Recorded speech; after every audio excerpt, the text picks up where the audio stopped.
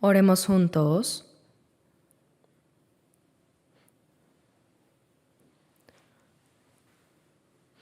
Nuestro Dios Padre, santo y misericordioso, que nos amas.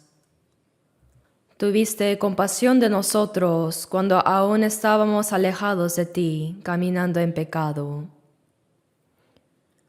El Señor Jesús tomó sobre sí la maldición y el juicio que nosotros debíamos recibir. Y con su preciosa sangre derramada lavó nuestros pecados para siempre. Te agradecemos por esa gracia tan grande. Gracias, Dios, porque nos hiciste comprender esa gran gracia y nos salvaste por la fe, y porque nos diste la gloriosa esperanza de entrar en la vida eterna y el reino de Dios. Te damos gracias, Señor, porque también en el resto de nuestras vidas Dios está siempre con nosotros y siempre nos guía en la verdad y nos gobierna para que podamos vivir solamente para la voluntad y la gloria de Dios.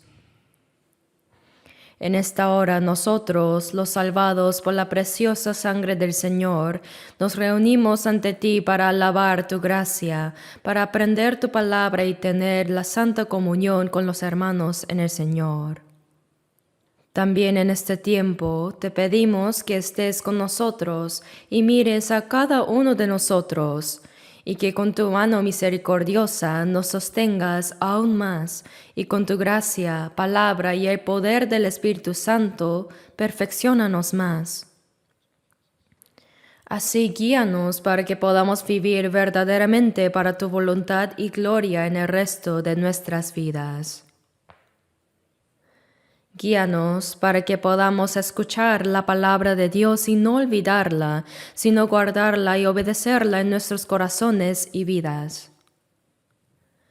Cuida a todas nuestras iglesias en todo el país y a todos los hermanos en muchas iglesias del mundo que están predicando el Evangelio aún en medio de dificultades, y dales la gracia y palabra apropiadas para que puedan cumplir completamente la santa misión que tú, Señor, nos encomendaste en los últimos tiempos, y así para que muchas almas sean salvas para tu gloria.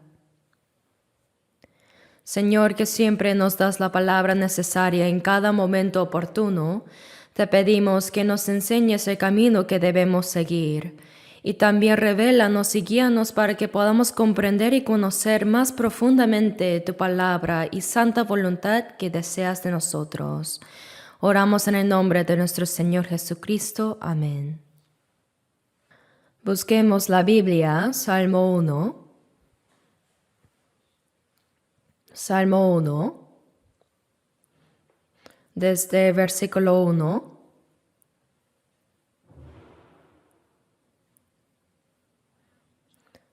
Desde versículo 1 al 6, leamos juntos lentamente. Bienaventurado el varón que no anduvo en consejo de malos, ni estuvo en camino de pecadores, ni en silla de escarnecedores se ha sentado, sino que en la ley de Jehová está su delicia, y en su ley medita de día y de noche.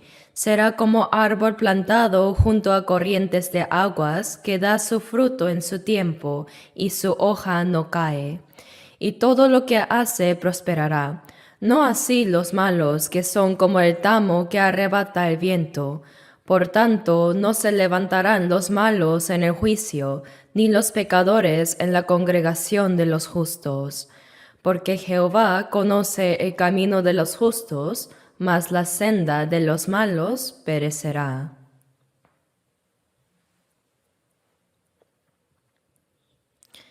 Ya he predicado varias veces la palabra centrada en el Salmo capítulo 1. Y el día de hoy, en las palabras que acabamos de leer, en el Salmo 1:2 dice, sino que en la ley de Jehová está su delicia, y en su ley medita de día y de noche. Aquí la palabra ley no se refiere específicamente a los 10 mandamientos que son la ley representativa del Antiguo Testamento, sino que se refiere a toda la palabra de Dios en general.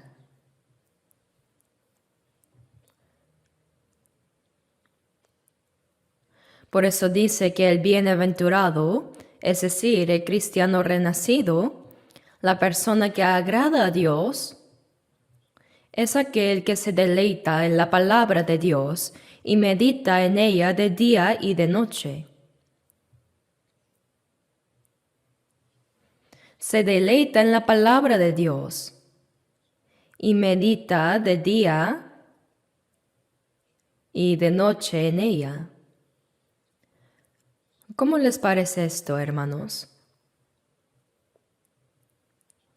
Reflexionemos una vez cuánto anhelamos de verdad la palabra de Dios y cuánto nos deleitamos en esa palabra. Si anhelamos y nos gozamos en la palabra de Dios más que todas las cosas carnales de este mundo, vamos a reflexionar. ¿Realmente anhelamos y nos deleitamos más que todas esas cosas? Si no fuera así, no creo que eso sería normal. Sería diferente a estas palabras de Salmo 1. Alegrarse de la palabra de Dios es precisamente deleitarse en Dios. Pues acercarse a la palabra es igual que acercarse a Dios. Y alejarse de la palabra es igual que alejarse de Dios.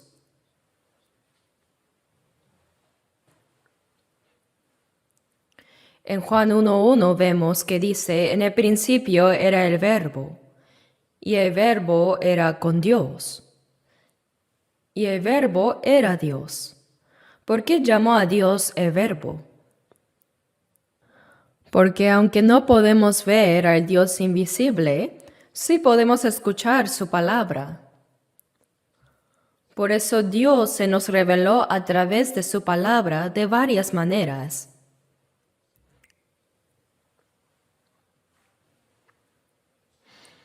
Así que deleitarse en la palabra es precisamente deleitarse en Dios. Acercarse a la palabra es igual que acercarse a Dios. Y alejarse de la palabra, por el contrario, es igual que alejarse de Dios. En Santiago 4:8 vemos que dice, acercaos a Dios y Él se acercará a vosotros. Dice que si nos esforzamos por acercarnos a Dios, Él también se nos acercará a nosotros.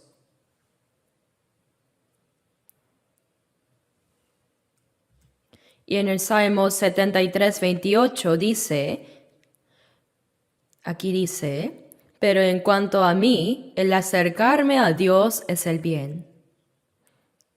Cuando nos acercamos a Dios, no solo podemos recibir las bendiciones espirituales, sino también las bendiciones físicas reales. Y también nuestros familiares que aún no han sido salvos, podrán ser salvos.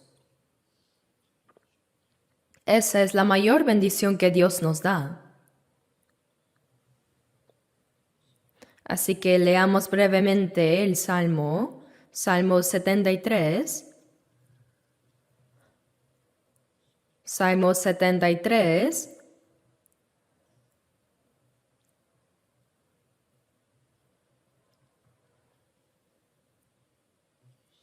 Leamos juntos versículo 24.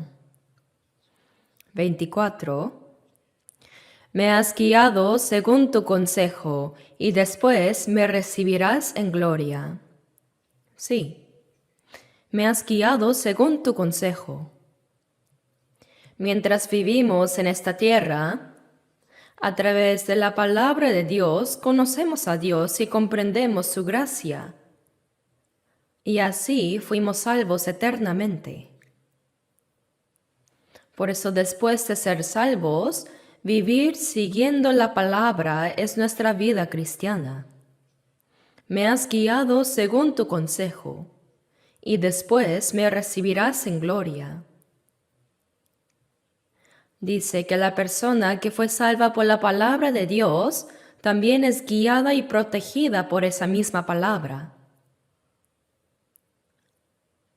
Y muy pronto entrará en la gloria de Dios.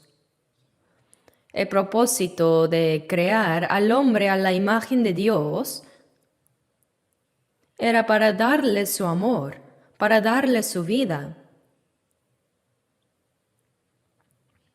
Hacerlo un hijo de Dios, para que entrara en su reino, para que entrara en la gloria de Dios.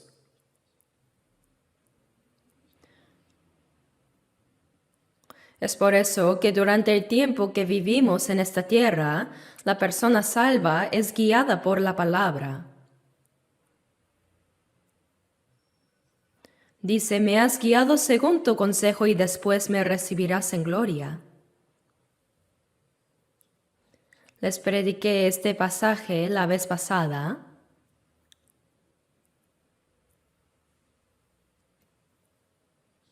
Dios nos guía por la palabra y con ella nos gobierna.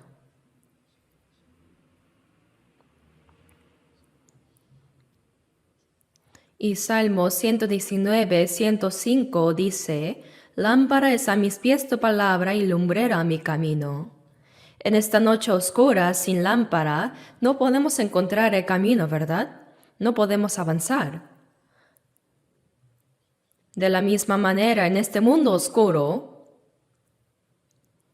en este mundo lleno de confusión y desorden, ¿cómo podríamos llevar correctamente la vida cristiana sin la palabra de Dios? Por eso en el Salmo 119, 133 dice, ordena mis pasos con tu palabra, y ninguna iniquidad se enseñoree de mí. Establece cada uno de mis pasos en la palabra, y que ninguna iniquidad me domine. Está pidiendo esto. Si vivimos según la palabra de Dios, ninguna iniquidad podrá enseñorearse de nosotros. No pecaremos. Por eso, a través de la palabra de Dios somos salvos, y después de recibir la salvación, Dios nos renueva cada día nuestros corazones y vidas también por su palabra. Nos guía por su palabra hasta que entremos en el reino de Dios. La persona que es guiada por esa palabra entrará en la gloria de Dios en el futuro. Por eso ahora me has guiado según tu consejo y después me recibirás en gloria. Piensen cuidadosamente en esas palabras. El que pueda entrar en la gloria de Dios no solo debe haber sido salvo, sino que debe vivir según las enseñanzas de esa palabra. Dice que me has guiado según tu consejo. Realmente hay demasiadas personas que van a la iglesia pero no han sido salvas, y también entre los que dicen haber sido salvas, parece que pocos viven según la palabra. Podemos darnos cuenta que una persona es verdaderamente salva, que es un verdadero cristiano y que es bienaventurado a los ojos de Dios, si realmente vive siendo guiada por la palabra y si realmente se deleita en la palabra. Dice, en la ley de Jehová está su delicia, y en su ley medita de día y de noche, ¿no? Leer, escuchar y obedecer la palabra de Dios, eso debe ser el propósito de mi corazón y de mi vida.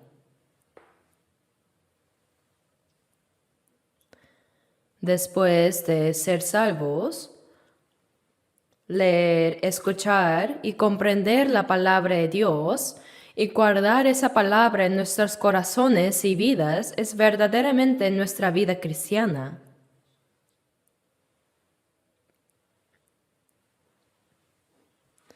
Al ver Filipenses 2:16, dice, asidos de la palabra de vida, para que en el día de Cristo yo pueda gloriarme de que no he corrido en vano, ni en vano he trabajado. El apóstol Pablo fue a Filipos y predicó el Evangelio ahí. Como resultado, los hombres de Filipos fueron salvos y en Hechos 16 vemos que mientras predicaba en Filipos, la primera persona en ser salva fue una mujer llamada Lidia, que vendía púrpura de la ciudad de Tiatira. Después de que ella recibió la salvación, Lidia recibió a Pablo y a su grupo en su casa. En el libro de Hechos 16:15 dice, si habéis juzgado que yo sea fiel al Señor, entrad en mi casa y posad. Pablo y Silas, y también Lucas, quien escribió este libro de los Hechos, y algunas otras personas más,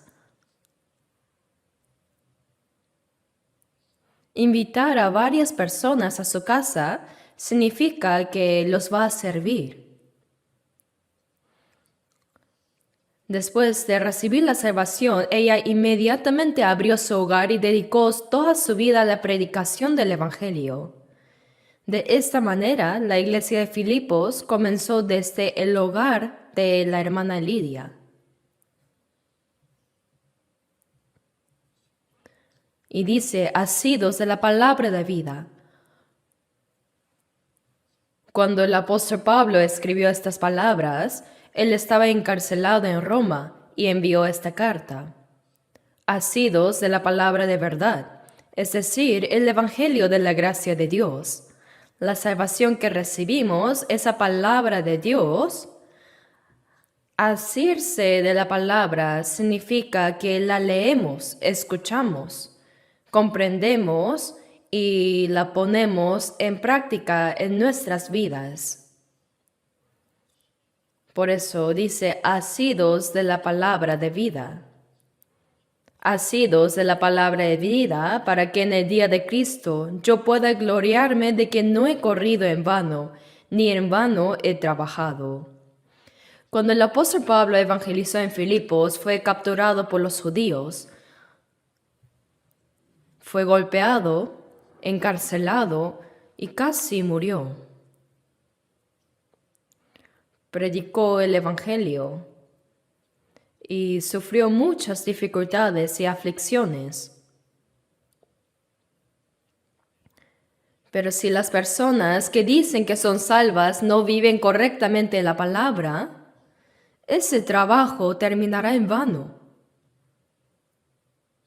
Asirse de la palabra de verdad es comprenderla correctamente y vivir en la palabra.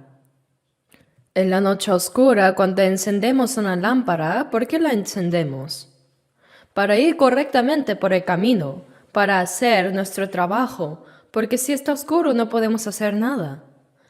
Asimismo, la persona salva ahora en su vida cristiana debe seguir encendiendo la palabra con obediencia. Dice, para que en el día de Cristo yo pueda gloriarme de que no he corrido en vano, ni en vano he trabajado. No solo el apóstol Pablo, sino también nosotros, los cristianos salvos, trabajamos y vivimos diligentemente para el Señor. Pero si no encendemos la palabra de Dios y actuamos bien, al final todo ese trabajo terminará en vano. Si el trabajo es en vano, cuando venga Jesús nos juzgará según lo que hayamos hecho. Y si todo ese trabajo hubiese sido en vano, en el día de Cristo no habría nada de qué gloriarnos, no habría nada que recibir como recompensa. Que no he corrido en vano, dice. Al ver 1 Corintios 9:24, ¿no sabéis que los que corren en el estadio, todos a la verdad corren, pero uno solo se lleva el premio? Corred de tal manera que lo obtengáis. El apóstol Pablo parabolizó llevar la vida cristiana a correr una carrera. Uno que corre debe correr continuamente hacia la meta. Por más que sea difícil, le duelan las piernas, se quede sin aliento y sea muy complicado, corre con todas sus fuerzas hacia esa meta.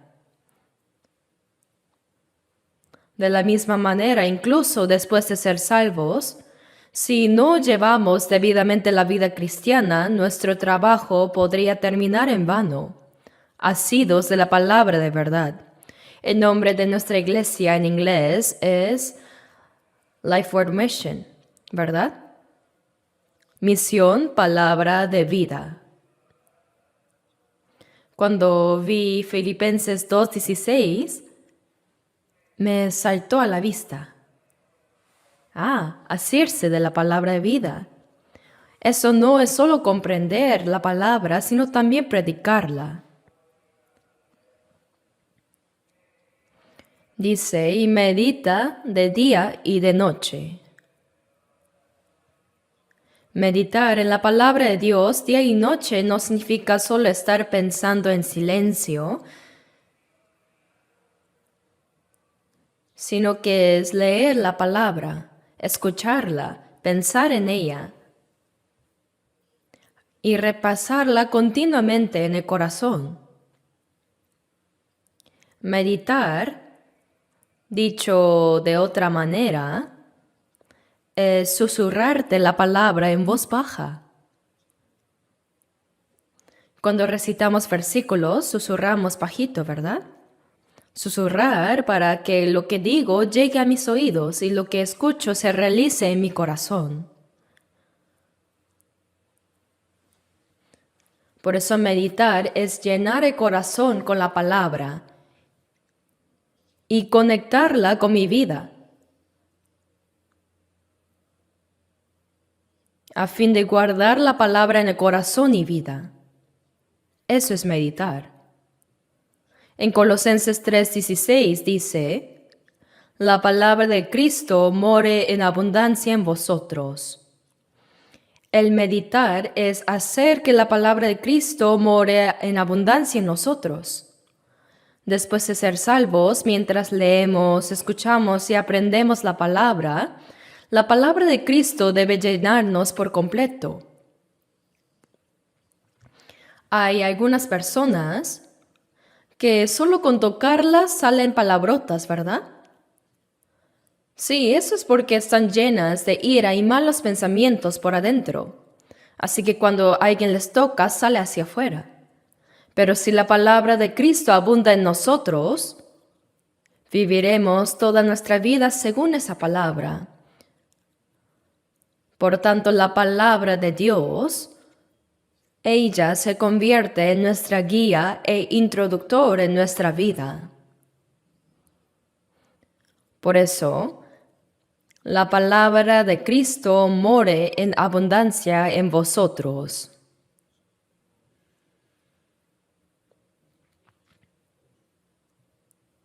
Y en Josué 1:8 dice, hoy tengo mucho que predicar, así que no lo buscaré, simplemente se los leeré.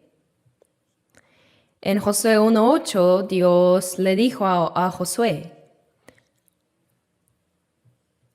nunca se apartará de tu boca este libro de la ley, sino que de día y de noche meditarás en él, para que guardes y hagas conforme a todo lo que en él está escrito, porque entonces harás prosperar tu camino y todo te saldrá bien. Está diciendo que nunca se aparte de ti la palabra de Dios. Si la meditas de día y de noche y la guardas y la sigues, Tu camino será prosperado y todo lo que hagas te saldrá bien. Dios prometió que le dará la bendición. Lucas 11:27, en ese pasaje, cierta mujer dijo a Jesús: Bienaventurado el vientre que te trajo y los senos que me amaste. Así dijo.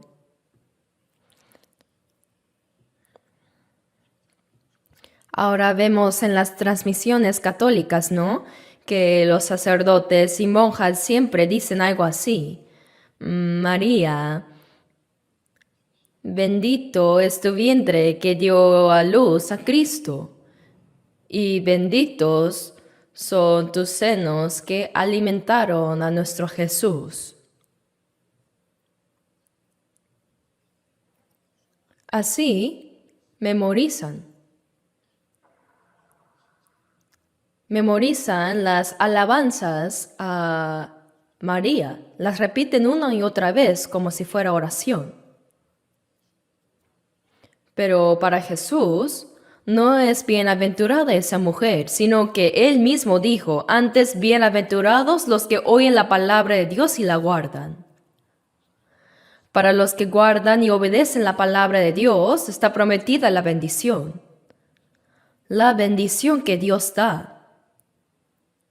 En San Juan 13:15, después de que Jesús lavó los pies de los discípulos, Él dijo: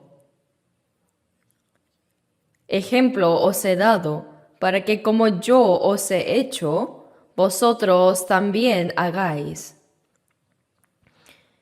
Y San Juan 13:17 dice: Si sabéis estas cosas, bienaventurados seréis si las hiciereis. Lo que Jesús hizo fue mostrarnos un ejemplo para que lo hagamos también así como Él lo hizo. Por eso, después de que Jesús lavó los pies de sus discípulos, dijo: Pues si yo, el Señor y el Maestro, he lavado vuestros pies, vosotros también debéis lavaros los pies los unos a los otros. Porque ejemplo os he dado para que como yo os he hecho, vosotros también hagáis. Si sabéis estas cosas, bienaventurados seréis si las hiciereis. Las palabras del Señor, si comprendemos lo que el Señor hizo y lo ponemos en práctica, nos está prometida la bendición. Dijo que si las sabemos y hacemos, seremos bienaventurados. En Deuteronomio 10:13, Moisés dijo a los israelíes: que guardes los mandamientos de Jehová y sus estatutos, que yo te prescribo hoy para que tengas prosperidad. Dios habló a Israel a través de Moisés para que tengas prosperidad. Es decir, Dios mandó al pueblo de Israel a escuchar y guardar su palabra para la felicidad y la prosperidad de ellos mismos.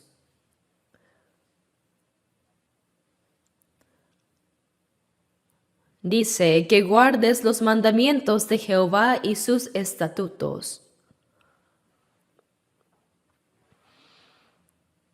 Los que se alejan de la palabra de Dios y no la guardan no pueden recibir la bendición de Dios. ¿Por qué? Porque la bendición de Dios está prometida para los que guardan su palabra. En Mateo 6:33 también dice: mas buscad primeramente el reino de Dios y su justicia, y todas estas cosas os serán añadidas.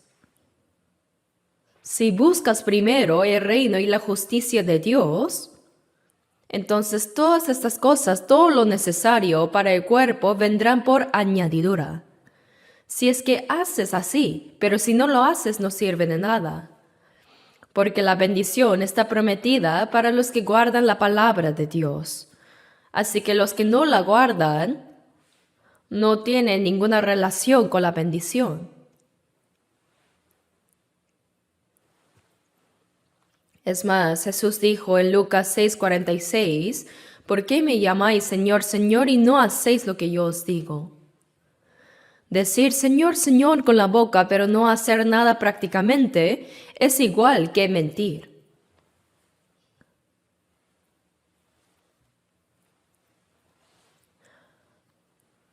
Por eso, aunque los cristianos quieren ser felices y recibir bendiciones, los que se alejan de la palabra de Dios, es decir, los que no la guardan y desobedecen, están haciendo algo verdaderamente contradictorio.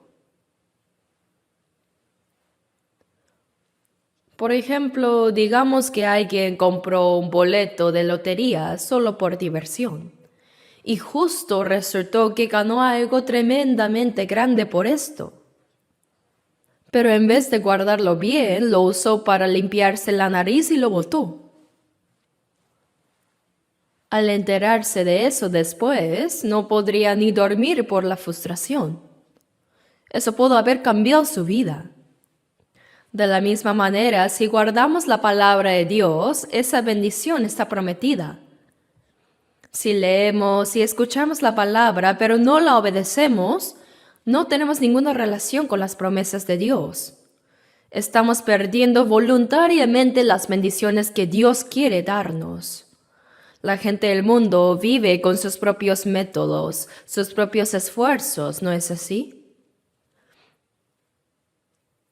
Pero los cristianos somos diferentes. ¿En qué nos diferenciamos? En que no vivimos bien por nuestros propios méritos o esfuerzos, sino que si guardamos bien la palabra de Dios, viviremos dentro de la bendición que nos da Dios. Si confiamos todo a Dios y aceptamos su palabra en nuestro corazón y la obedecemos, es como si intercambiáramos nuestra carga con la carga de Dios. Si vivimos conforme a su voluntad, Dios suplirá todas nuestras necesidades. Entonces, si los cristianos no hacen así, si leen y escuchan la palabra de Dios, pero no la guardan en su corazón ni en su vida, deben arrepentirse. Deben volverse, reconociendo que han hecho mal. Desobedecer es un gran pecado. Por eso debemos arrepentirnos y volvernos a una vida de obediencia a la palabra de Dios. La vida cristiana consiste totalmente en obedecer a la palabra de Dios. Esa es la vida de un cristiano. En el Salmo 1:3 dice, bienaventurado el varón que no anduvo en consejo de malos, ni estuvo en camino de pecadores, ni en silla de escarnecedores se ha sentado.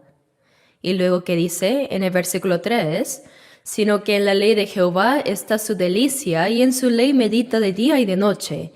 Será como árbol plantado junto a corrientes de aguas que da su fruto en su tiempo. El hombre bienaventurado no anda en el consejo de los malos, ni se detiene en el camino de pecadores. Los escarnecedores son así. Sabiendo la palabra de Dios, no la ponen en práctica. Eso es una arrogancia e impureza total. Tener delicia en la ley de Jehová, en la palabra de Dios, y guardarla en el corazón y en la vida, eso es meditar. Esa persona será como árbol plantado junto a corrientes de aguas, que da su fruto en su tiempo y su hoja no cae, y todo lo que hace prosperará. La tierra de Palestina es muy árida.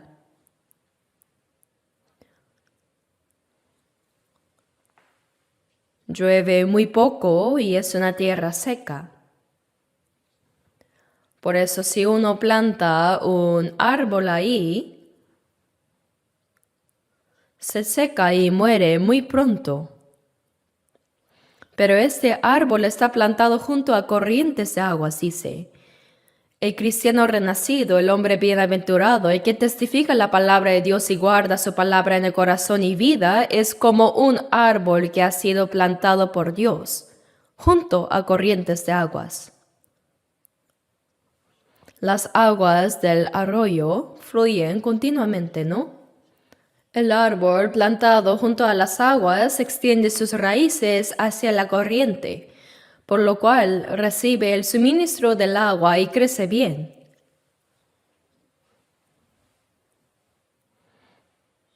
Al recibir el agua del arroyo, crece verde y fuerte.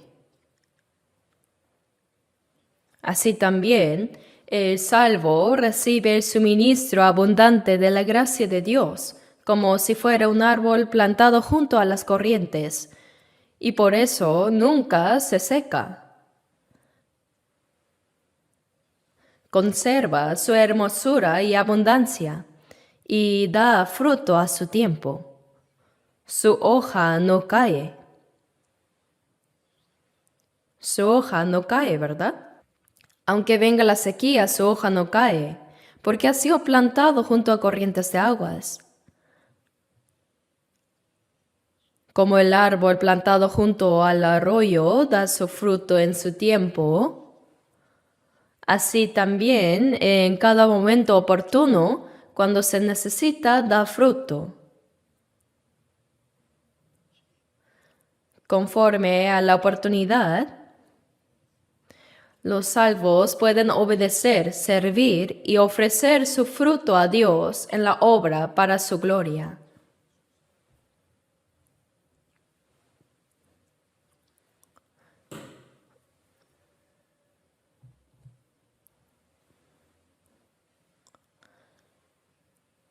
Pero en Mateo capítulo 15, versículo 13 dice: Toda planta que no plantó mi Padre Celestial será desarraigada. Toda planta fue plantada, sí, pero ¿qué es lo que no fue plantado por Dios? En términos sencillos, es alguien que cree y asiste a la iglesia, pero no tiene en su interior la vida que Dios ha plantado. Esa persona no ha sido plantada por Dios. Entonces ha puesto sus raíces en el lugar equivocado. Como no ha sido plantado junto a las aguas por Dios, será arrancado. Pero el árbol que sí ha plantado Dios no será arrancado. Y no solo permanecerá, sino que aunque venga la sequía, no sufrirá daño,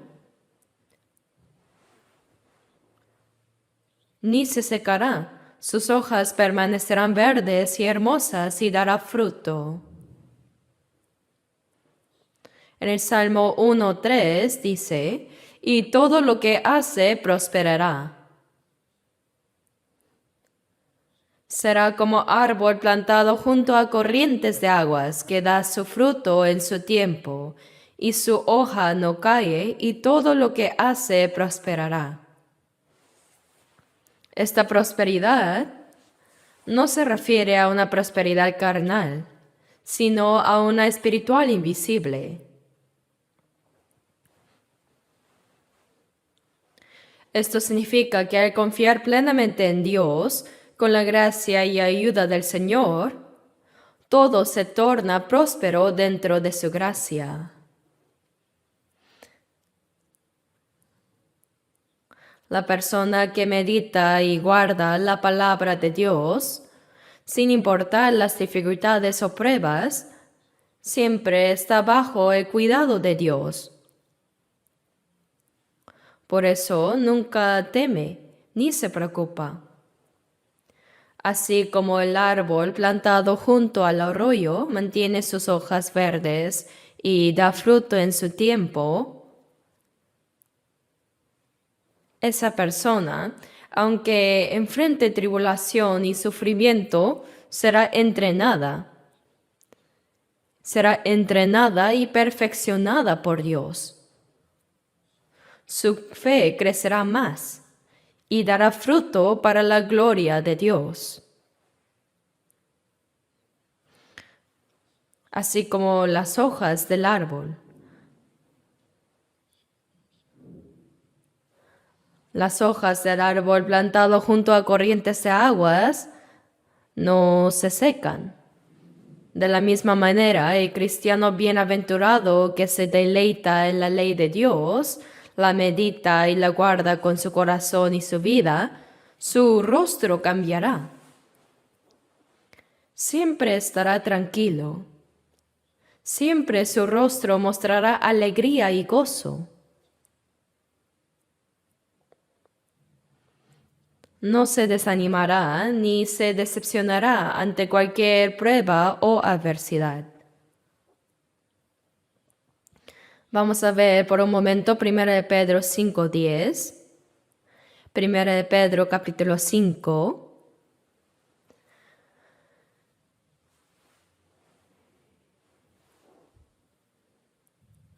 Primera de Pedro 5, versículo 10.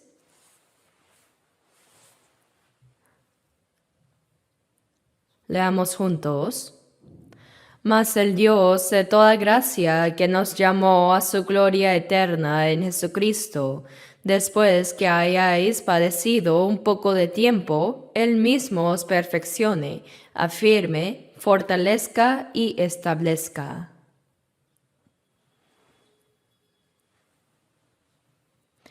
El Dios de toda gracia nos llamó y nos salvó por su gracia. El hecho de que nos haya llamado en Cristo significa que nos ha salvado. Dice, nos llamó a su gloria eterna. El propósito por el cual nos salvó es para llevarnos a su gloria eterna. Ese es el propósito de nuestra salvación. Romanos 3:23 dice, por cuanto todos pecaron y están destituidos de la gloria de Dios. El pecado nos impide alcanzar la gloria de Dios. ¿Y qué ocurre si no alcanzamos su gloria? Pues al contrario recibimos vergüenza y maldición eterna. Todos pecaron y no alcanzan la gloria de Dios. Sin embargo, Dios nos salvó para que por el agradecimiento por esa gracia vivamos obedientes y en respuesta a esa gracia. Aquellos que viven así, como árboles plantados junto a corrientes de aguas, crecen en su fe. Aunque sufran pruebas o adversidades, son entrenados y fortalecidos. Por eso el propósito de nuestra salvación es para llevarnos a su gloria eterna. Hebreos 2:10 dice que convenía a aquel, es decir, a Cristo, que habiendo de llevar muchos hijos a la gloria, perfeccionase por aflicciones al autor de la salvación de ellos.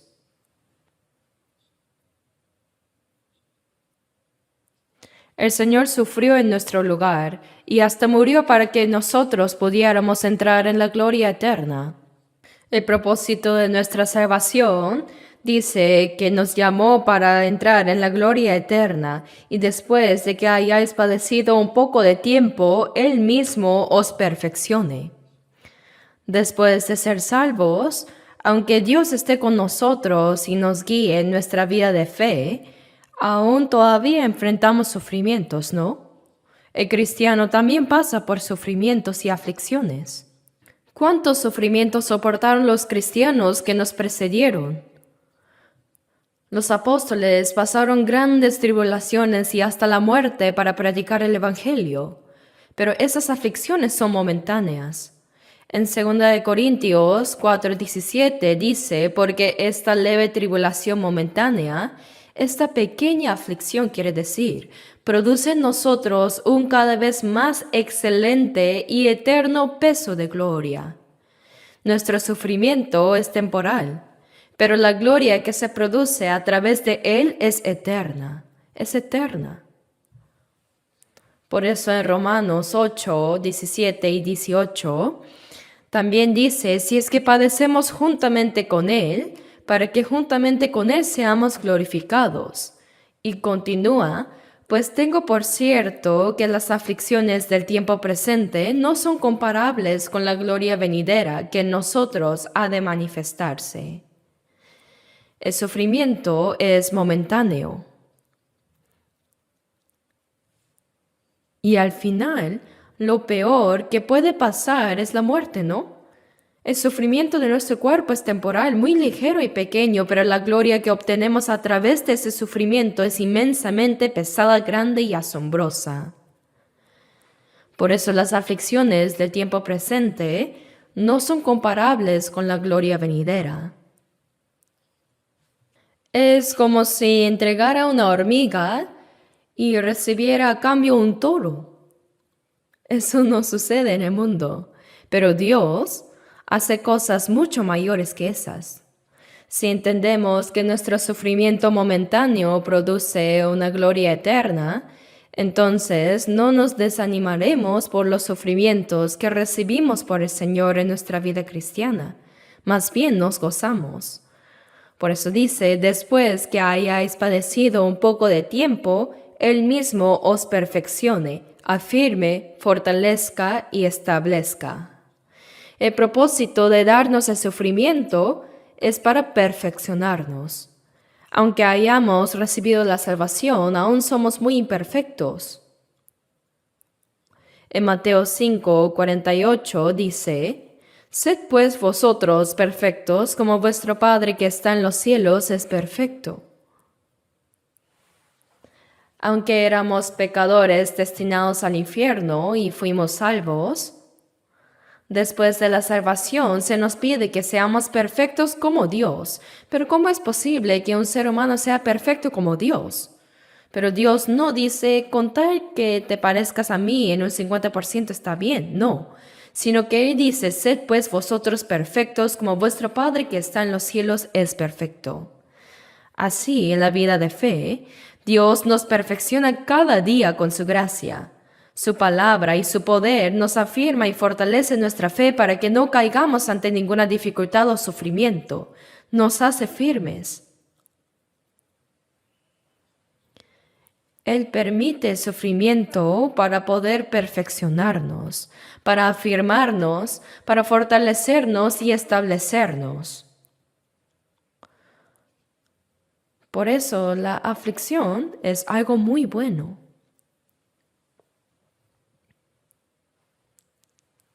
Cuando yo veo a alguien que va a ser predicador, puede ser una buena persona, muy tranquilo, educado, con conocimientos, que se expresa bien, todo parece bien. Pero lo que no tiene preparado es que no ha sido entrenado. Es como una planta que creció en un invernadero, muy frágil.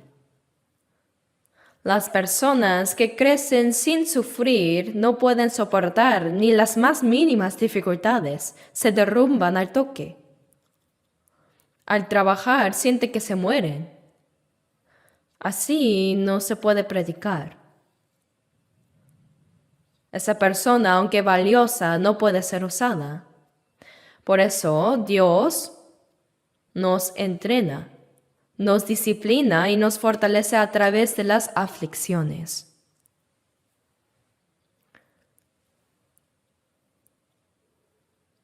Por eso, ¿cuántas tribulaciones pasaron los apóstoles, no? Cuanto más sufrían, más fuertes se hacían. No se rendían ni se desanimaban ante ninguna dificultad. Así se volvían firmes.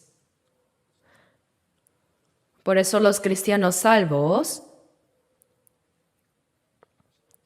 al saber que Dios los perfecciona incluso en medio de la dificultad, crecen en su fe y llegan a producir frutos para la gloria de Dios.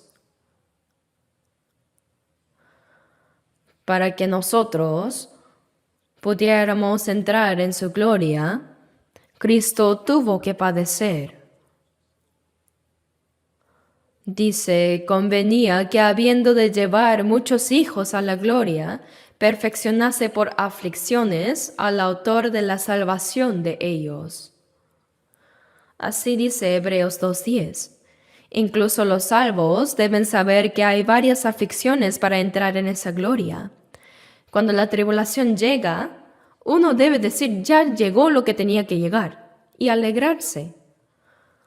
También debemos pensar, qué gran gracia quiere darme Dios que me ha dado este sufrimiento. Luego Salmo 1:4 dice, no así los malos, que son como el tamo que arrebata el viento. Los bienaventurados, los que se deleitan en la palabra de Dios, los que la meditan y la obedecen. Aunque esas personas tengan pruebas o sufrimientos, en verdad confiarán aún más en Dios y llevarán frutos para la gloria de Dios.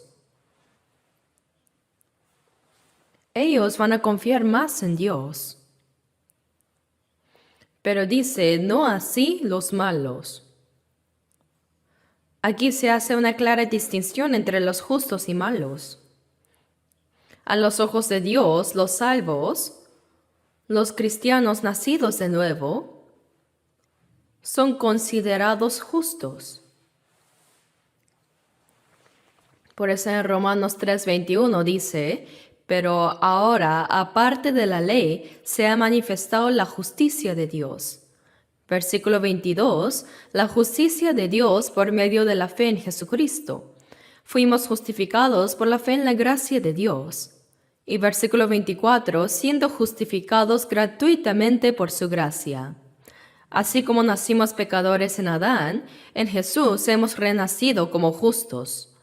No solo hemos renacido como justos, sino que ahora vivimos como justos. Pero los malos son aquellos que no han entendido aún la gracia de Dios ni han nacido de nuevo. Los malos son completamente distintos. No así los malos que son como el tamo que arrebata el viento. El tamo que lleva el viento no sirve para nada. Cuando sopla el viento, va de un lado a otro, se dispersa y se quema en el horno. El viento de este mundo, el viento del pecado, de las modas, los arrastra y viven como el resto del mundo. Como el tamo que arrebata el viento, seguirán los caminos de este mundo y serán arrojados al fuego eterno del infierno que no se apaga. En Mateo 3:7, Juan el Bautista dijo a los judíos que venían a él,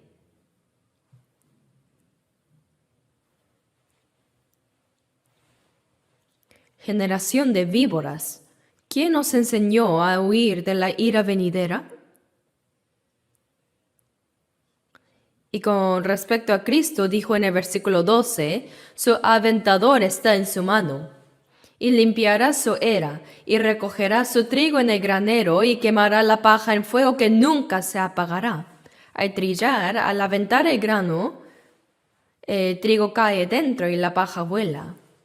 Al principio vuelan el polvo y la basura, y se avienta más fuerte, la cáscara se va. Cuanto más se avienta así, el grano cae más adentro. Así el trigo, es decir, los salvos, serán recogidos y llevados al granero del cielo, mientras que los pecadores como paja serán quemados en el fuego eterno que nunca se apaga. Se refiere al infierno. Dice fuego que nunca se apagará. Por eso en Salmo 1:5 dice, no se levantarán los justos en el juicio, ni los pecadores en la congregación de los justos. Los malos no podrán escapar del juicio de Dios, y tampoco podrán entrar en la congregación de los justos. Los justos son el grupo de cristianos renacidos. Los malos no podrán entrar ahí. Los que no nacieron de nuevo, los que no han recibido la salvación, no podrán entrar en medio de los salvos, en esa congregación santa y renacida. En esta tierra, los justos y los malos pueden estar mezclados.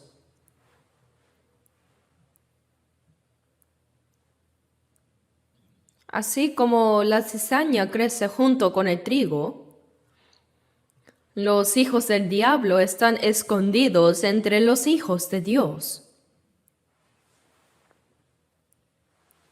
Por eso no siempre podemos discernirlos claramente.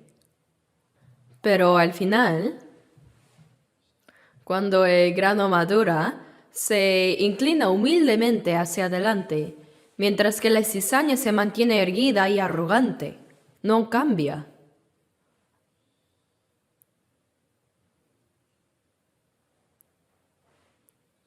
Asimismo, en este mundo los malos pueden estar mezclados en la congregación de los justos.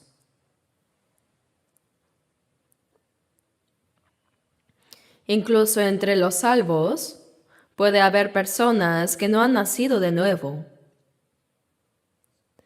Y debido a eso, a veces causan problemas espirituales en medio de la iglesia. Sin embargo, entre la multitud santa que está en el cielo, no será aceptada ni una sola alma que no haya nacido de nuevo verdaderamente. No podrán entrar. Jamás.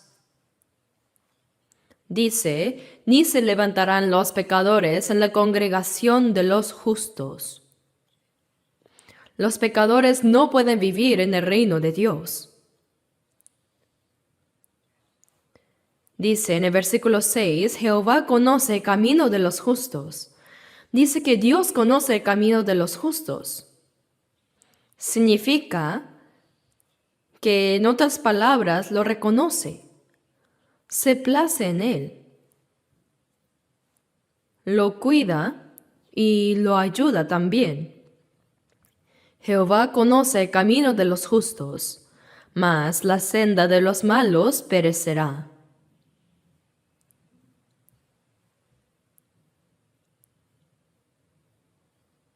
En Mateo 7:13 dice, entrad por la puerta estrecha, porque ancha es la puerta y espacioso el camino que lleva a la perdición, y muchos son los que entran por ella, porque estrecha es la puerta y angosto el camino que lleva a la vida, y pocos son los que la hallan. Durante mucho tiempo pensé que la puerta ancha y la estrecha se referían simplemente a los incrédulos y los creyentes. No es incorrecto, pero no es totalmente cierto.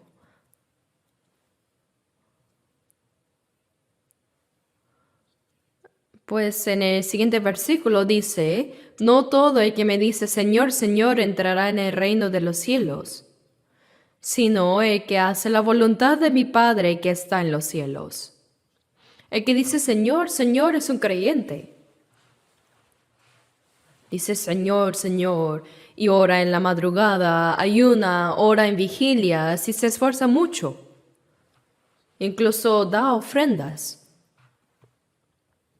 Algunos reciben dones espirituales, profetizan, hablan en lenguas, sanan enfermos también.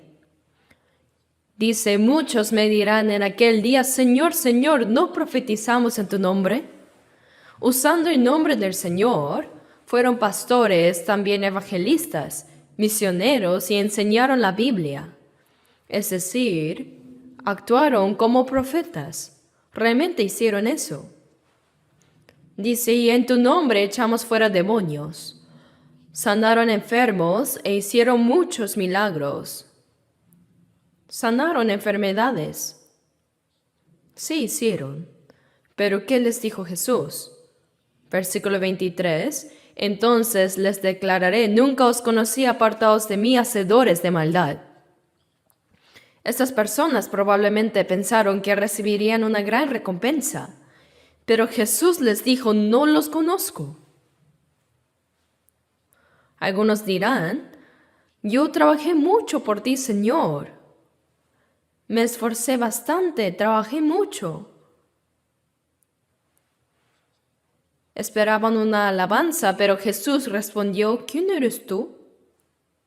No te conozco. ¿Qué pasa entonces? Les dijo, apartaos de mí. La puerta estrecha y la ancha, el camino angosto y el camino espacioso, en realidad no está distinguiendo entre los creyentes e incrédulos, pues esa distinción es evidente. Lo importante es que dentro de los creyentes existen dos tipos de personas. Caín y Abel ofrecieron sacrificios a Dios, pero Dios aceptó el de Abel y no el de Caín. Dios acepta a unos y a otros no. Los judíos fueron sumamente fervientes. Ellos guardaban la ley, los 10 mandamientos, el día de reposo, daban diezmos con todo su esmero. Sin embargo, rechazaron a Cristo. ¡Qué gran contradicción es esa! Por eso, la puerta estrecha y la ancha no se refiere a los creyentes e incrédulos, sino a dos tipos de creyentes. Hay quienes creen y van al cielo. Por otro lado, también hay quienes creen y van al infierno. Es una gran paradoja. Claro que esa fe es una fe equivocada. En la Biblia hay muchas personas así. En Lucas 13:24 dice, esforzaos a entrar por la puerta angosta, porque os digo que muchos procurarán entrar y no podrán. Muchos buscan entrar al cielo por la puerta angosta, pero son más los que no logran entrar que los que sí lo logran.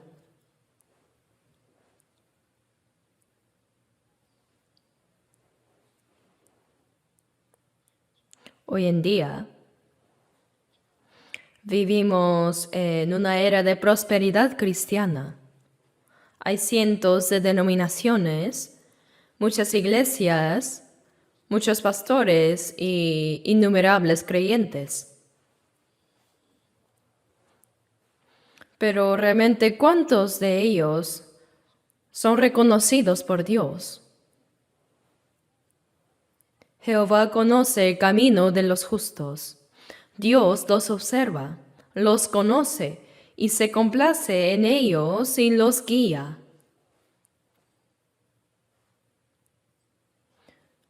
Dios hace todo esto para los justos.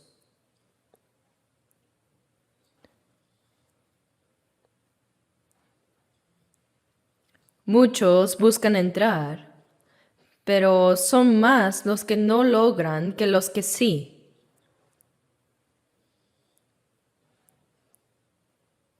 Jehová conoce el camino de los justos, significa que Dios conoce muy bien. Mateo 10:30 dice, pues aún vuestros cabellos están todos contados. Dios escudriña nuestro corazón y conoce nuestra vida. Y no solo eso, sino que sabe hasta cuántos cabellos tenemos.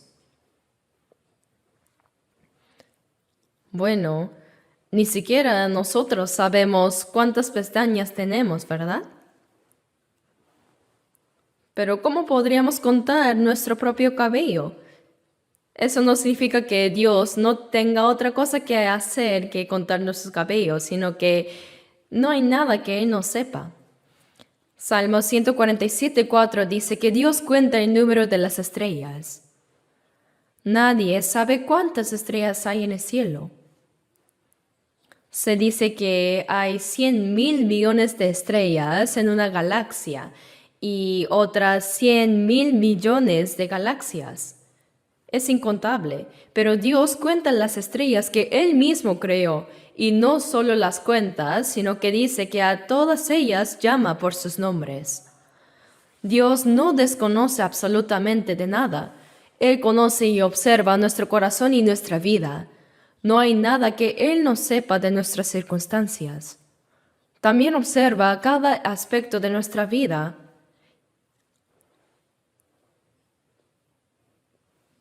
Incluso nuestra condición espiritual y cómo vivimos día a día. Dios lo está viendo todo.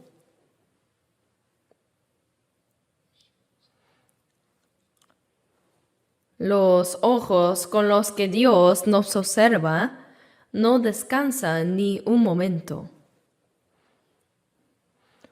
Dios siempre nos está mirando. En Job 23:10 dice: Mas Él, Dios, conoce mi camino, me probará y saldré como oro. Saldré como oro, dice. Dios conoce mi camino. Sabe si estoy caminando correctamente o no. Sabe si realmente me deleito en su palabra o no. Si realmente me gozo en Dios o no. Él sabe todo. Mas Él conoce mi camino. Me probará y saldré como oro. Como ya les dije, los cristianos que han nacido de nuevo viven su vida espiritual correctamente, pero Dios les permite pasar por dificultades y sufrimientos para probarlos. En ese proceso Dios nos perfecciona y fortalece nuestra vida espiritual.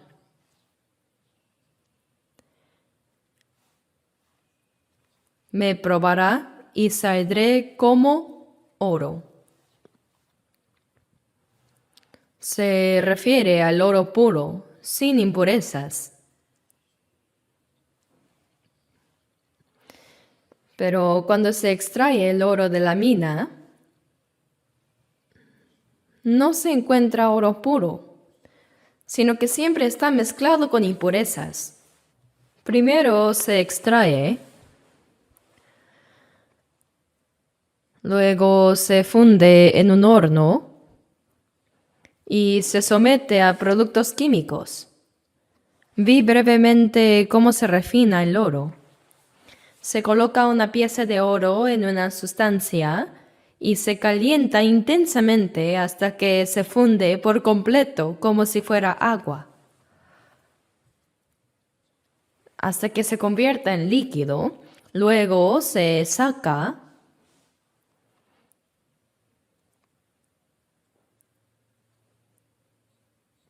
y se coloca sobre una tabla nueva. Y de ahí se golpea con un martillo y luego se extiende. Entonces queda más delgado que una hoja de papel.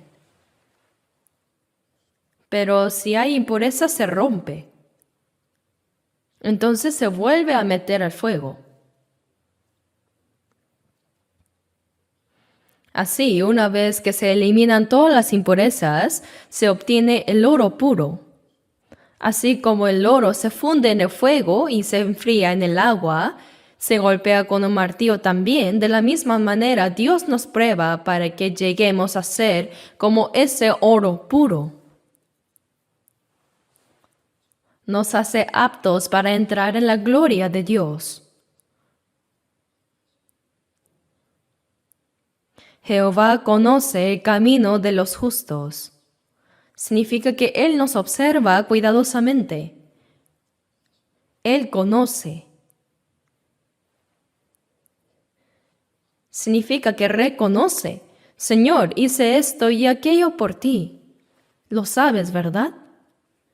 Pero Él podría responder, nunca te conocí. Reconocer significa conocer y aceptar la identidad de alguien. Es conocer quién es esa persona. Jehová conoce el camino de los justos. Dios observa y reconoce nuestro caminar.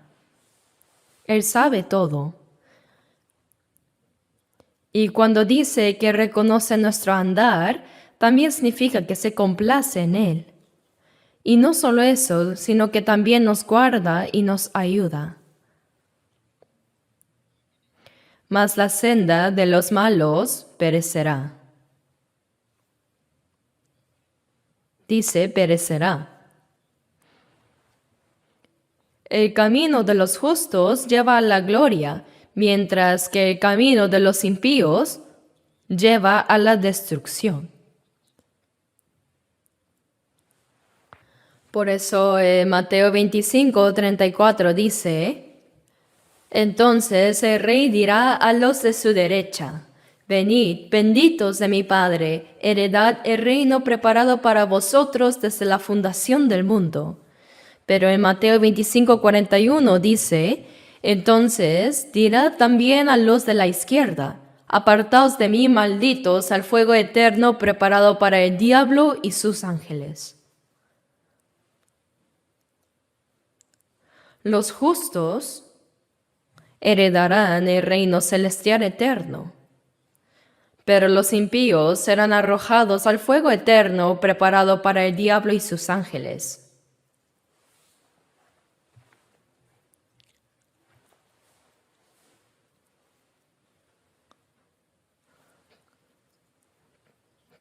¿Saben el evento en el que Jesús maldijo la higuera sin fruto y ésta se secó?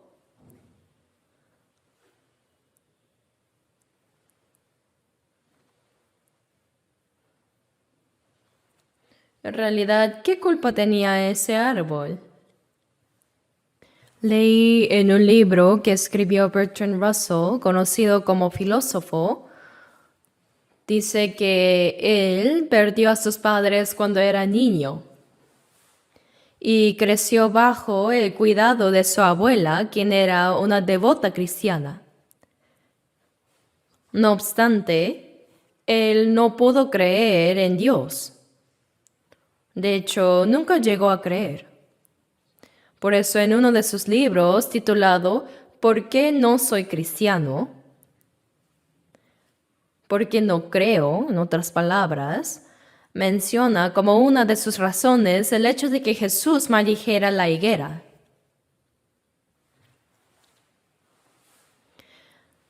Decía que si alguien fuera a un árbol de caquis y al no encontrar frutos lo golpeara con un hacha hasta matarlo, sería absurdo.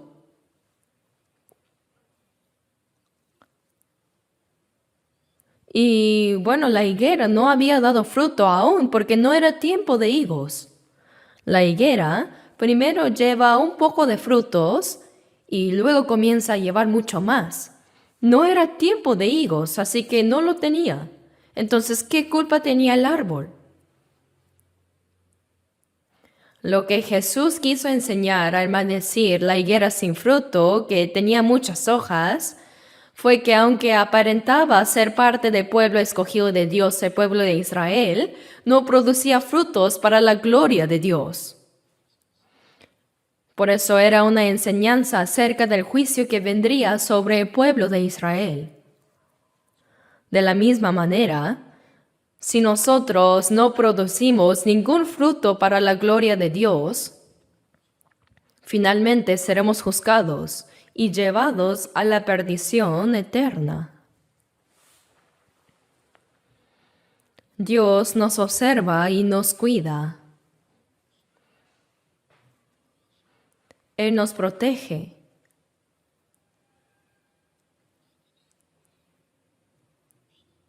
Él hace que el justo escape del destino del malvado. Los justos recibirán la gloria y bendición eterna. Por eso Mateo 25:46 dice, e irán estos al castigo eterno, y los justos a la vida eterna. El justo entra en la vida eterna, pero el impío va al castigo eterno. Entonces, ¿realmente somos los bienaventurados del Salmo 1? ¿De verdad estamos viviendo como bienaventurados a los ojos de Dios? Bienaventurado el varón que se deleita en la ley de Dios y medita en ella de día y de noche. La guarda en su corazón y la pone por obra. Eso es meditar, pensar, memorizar y aplicar la palabra a nuestra vida. Esa persona es la persona verdaderamente bienaventurada y a los ojos de Dios es el justo.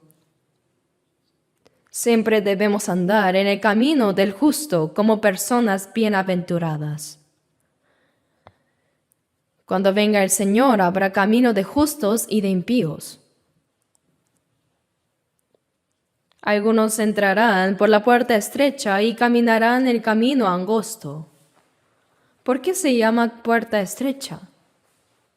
Porque no se puede entrar con méritos propios ni con pecados. Es una puerta muy estrecha que solo se puede entrar confiando en la sangre de Jesús. Al pasar por ella se recibe la salvación. Por creer en el sacrificio de la cruz de Cristo por mí. Y ahora vamos por el camino duro. Mateo 7:14 dice, estrecha es la puerta y angosto el camino que lleva a la vida. Desde que recibimos la salvación hasta ir al cielo hay muchas pruebas y sufrimientos.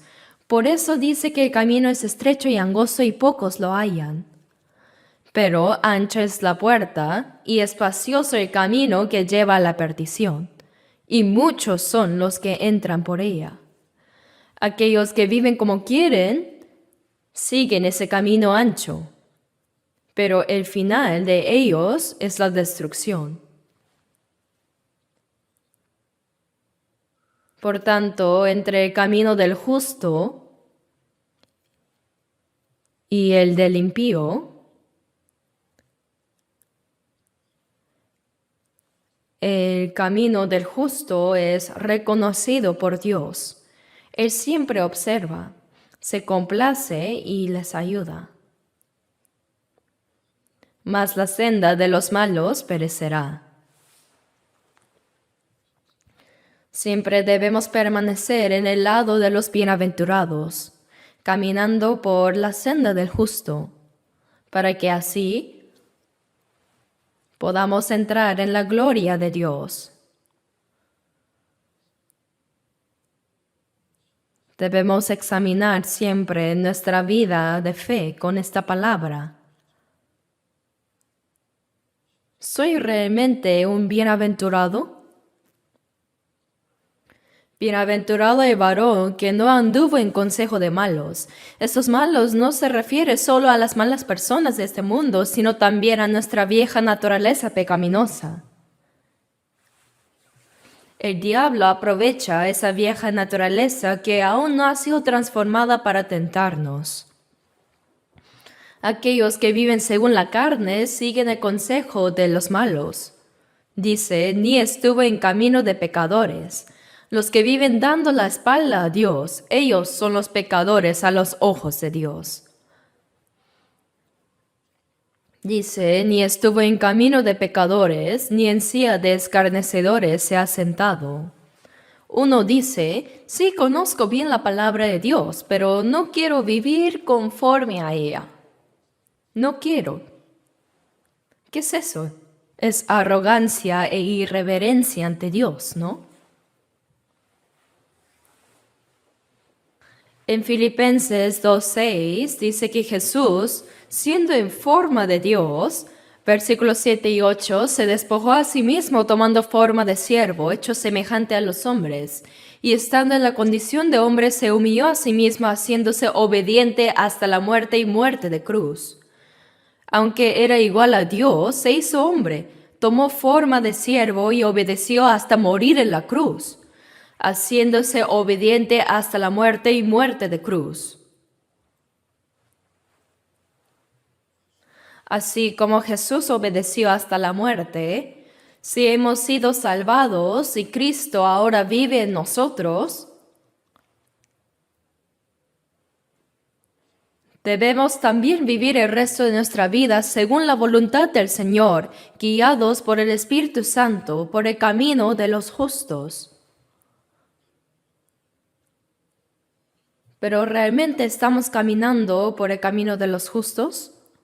Si no lo estamos, estaríamos yendo ahora por el camino de los malos, los impíos.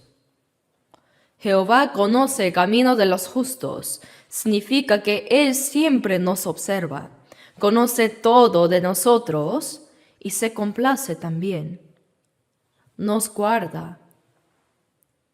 Hasta que entremos en su reino, nos guardará.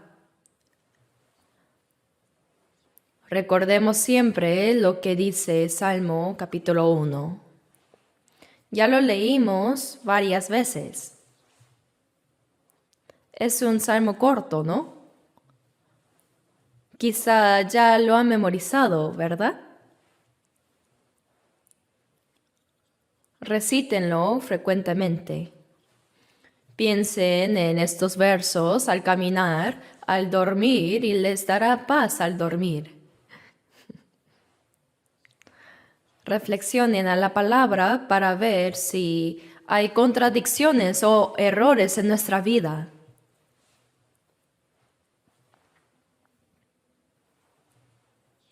Así como el árbol plantado junto a corrientes de aguas, nuestras hojas no se marchitarán aún en tiempo de sequía, y daremos fruto a su tiempo. Que nuestras vidas produzcan esos hermosos frutos para la gloria de Dios. Deseo que se cumpla esto realmente. Además, dentro de poco comenzará nuestro retiro de verano. Durante el año también tenemos el retiro de primavera y el de otoño, pero el de verano es el evento más grande del año. Se realizará en 7 ciclos y cada vez se reúnen más de 10,000 personas. Cada año aumenta el número de participantes. Por eso estamos trabajando rápidamente para completar las instalaciones de alojamiento.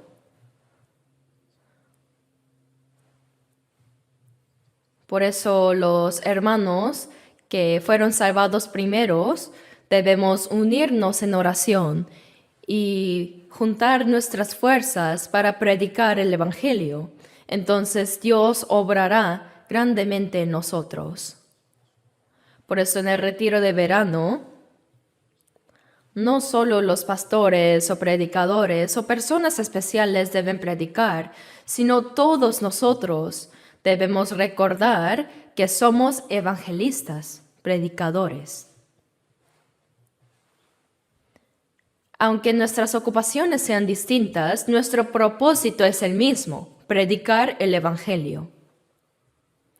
Cuando tengamos ese corazón, como dice en Hechos 2:47, Dios añadirá cada día a los que han de ser salvos. En el retiro de verano es cuando más personas reciben la salvación. Para que esto ocurra se necesita la oración ferviente, la unidad, la cooperación, obediencia y sacrificio de quienes ya han sido salvos. Cuando muchas almas sean salvadas, como dice San Juan 15:8, en esto es glorificado mi Padre, en que llevéis mucho fruto y seáis así mis discípulos. Cuando muchas almas son salvas, Dios es glorificado y se confirma que realmente somos discípulos de Cristo. Por eso, quiero que vayan orando desde ya por los que participarán en este retiro de verano. Preparémonos juntos e invitemos con mucho esfuerzo. Oremos juntos. Padre Dios misericordioso,